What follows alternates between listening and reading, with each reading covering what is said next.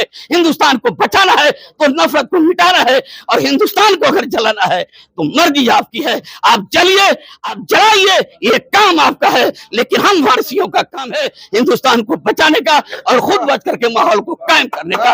अब्बास हाशमी, सीवान।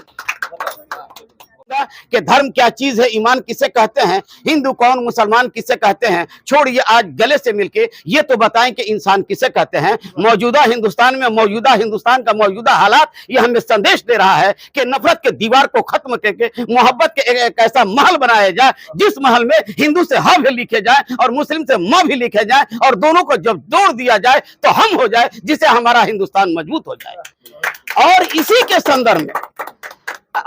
के संदर्भ में डॉक्टर शौकत अली शाह वारसी साहब ने, यहाँ डॉक्टर कौशर अली शाह वारसी साहब ने कौमी एकता का संदेश देते हुए पूरी दुनिया इंसानियत को मैसेज देने का काम किया। एक छोटे से कस्बा सनबरसा के जरिए जो एक मैसेज दे रहे हैं कि आइए, सनबरसा की धरती पर शाहगंज में आपका स्वागत है, और ये 17वां जश्न वारिसे पाक सालाना उर्स का मेला है। और इसी प्रोग्राम के तहत यहाँ तमाम जायरीन यहाँ आए हुए हैं, और यहाँ साथ साथ एक कुश्ती का भी प्रोग्राम रखा गया है। इसलिए मैं युवाओं से कहना चाहता हूं, मैं खास करके युवाओं से कहना चाह रहा हूं कि न हो माहौल से मायूस, दुनिया खुद बना अपनी नई कश्ती, नए आंधी, नए तूफान पैदा कर, मजा है मरने जीने का, जीने खतरों के दामन में, तू दिलों में हौसले और हौसलों में जान पैदा कर। डॉक्टर कौशर अली साहब ने एक छोटे से गांव में रह करके एक छोटे कदम बढ़ा करके और पूरी समाज को एक ऐसा मैसेज देने का काम किया है जिस मैसेज को दुनिया की कोई भी नफरती ताकत खत्म नहीं कर सकती है। इसलिए कि यहाँ सबसे ज्यादा मैं देख रहा हूं कि वो वस्त्र लोग पहने हुए हैं, वो कपड़ा पहने हुए हैं जो लवारिस कपड़ा नहीं है बल्कि वारसी कपड़ा है। और जहां वारसी कपड़ा वहां होता है, जहां वारसी कपड़ा होता है वहां कोई नफरत का वारसी इंसान नहीं पाया जाता है, बल्कि वारिस वाला इंसान पाया जाता है, जो वारसी वाले इसी कपड़े को पहन करके। और हमारे आका हमारा वारिस पिया सरकार ने कहा था कि मेरा दरबार मंगता नहीं है, मेरा दरबार देता दाता है, मैं देने वालों में से हूं, मैं लेने वालों में से नहीं हूं। और उसी दरगाह के अकीदतमंदों ने यहां भी एक मरकज कायम किया है, और इसी मरकज के तहत पूरे समाज को मैसेज देने का काम कर रहा है कि आओ हम समाज को, एक नए समाज को एक कायम करने का काम करें। और इसी के संदर्भ में कहना चाहूंगा कि मुझे चाहिए अब बचपन का हिंदुस्तान जिसमें न हो बांग्ला और पाकिस्तान। मुझे चाहिए बचपन का हिंदुस्तान जिसमें न हो बांग्ला और पाकिस्तान। काश मिल जाए कोई एक इंसान जिसे मानवता का ज्ञान, मैं उनको ढूंढ रहा हूं।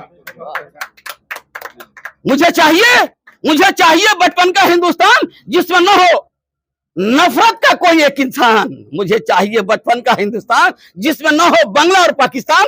काश मिल जाए कोई एक इंसान जिसे हो मानवता का ज्ञान, मैं उसको ढूंढ रहा हूं। और यही नहीं, मैं यही कहना चाह रहा हूं कि मुझे चाहिए सुबह बनारस धाम, मुझे चाहिए सुबह बनारस धाम जहां भगवान खुद करे स्नान। काश वहां भी मिल जाए कोई एक इंसान जिसे हो मानवता का ज्ञान, मैं उसको ढूंढ रहा हूं। आइए मौजूदा हिंदुस्तान के माहौल को मजबूत करने के लिए और बिगड़े हुए माहौल को खत्म करने के लिए आकाई हुसैन को और वारिसे आका के माहौल को कायम करने का काम करें। जिस हमारे वारिसे पाक ने फरमाया था कि हमारी चौखट में जो आ जाता है वो सबका होता है, वो किसी खास का नहीं होता।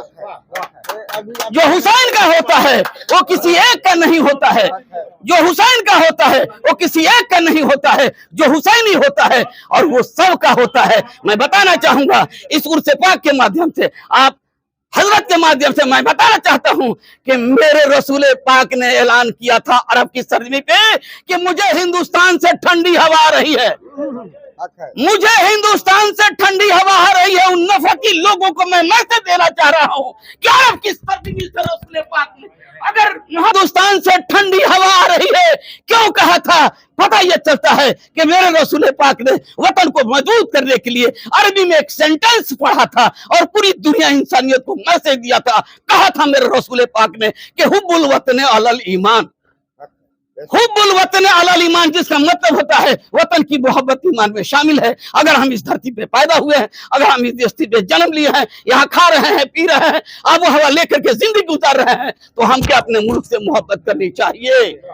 और यही वजह है कि हम अपनी वतन से मोहब्बत करते हैं।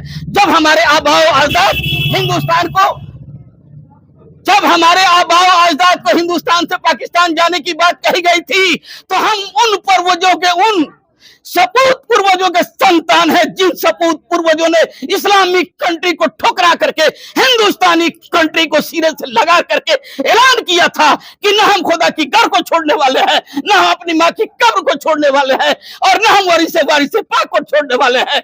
वारिस पाक ने जो जिम्मेदारी दी है, हम वारिस पाक की जिम्मेदारी को ढोने का काम करेंगे और अपने वतन को मजबूत करने का काम करेंगे। यही संदेश दिया था। इसलिए मैं कहना चाहता हूँ तमाम लोगों से कि आइए मिलजुल करके हम लोग एक रहे, इसलिए कि ताज्जुब का जो शोलों से कोई सामान चलता है, हमारे शहर में इंसान से इंसान जलता है। दिलों से आइए नफरत मिटाने की जरूरत है। ये नफरत का वो शोला है जिससे सारा हिंदुस्तान जलता है।